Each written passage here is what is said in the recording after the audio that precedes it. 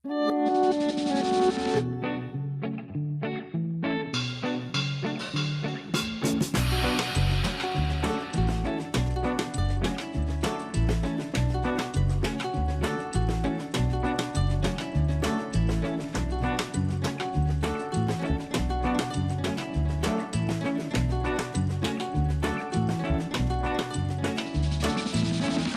वालेकुम, kitchen with शांज़े Fatima में आपका वेलकम है।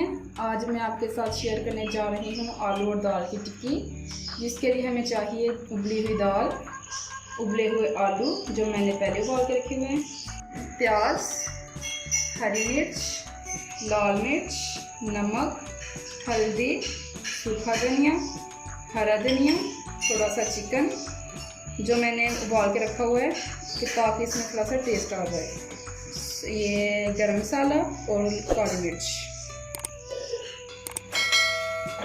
चलिए अब हम इसको बनाना स्टार्ट करते हैं। सबसे पहले हम लेंगे आलू और दाल। चलिए जी, अब मैंने आलू और दाल को मिक्स कर दिया है। साथ में जो मैंने प्याज और हरी मिर्च काट लिया, अब इसमें मैं चीज़ें ऐड करूँगी जो मैंने जो मसाले रखे हुए हैं। इसमें मैं डालूँगी 2 चम्मच लाल मिर्च,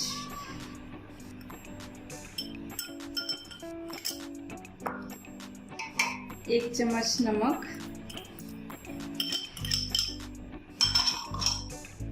1 चम्मच हल्दी, ये जो चिकन रखा हुआ था मैंने थोड़ा सा, ये मैं इसमें ऐड करूँगी।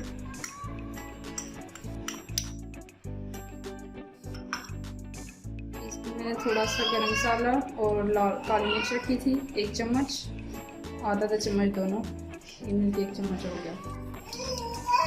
ये मैंने इसमें सूखा धनिया डाल दिया, इसमें थोड़ा सा डालूंगी हरा धनिया,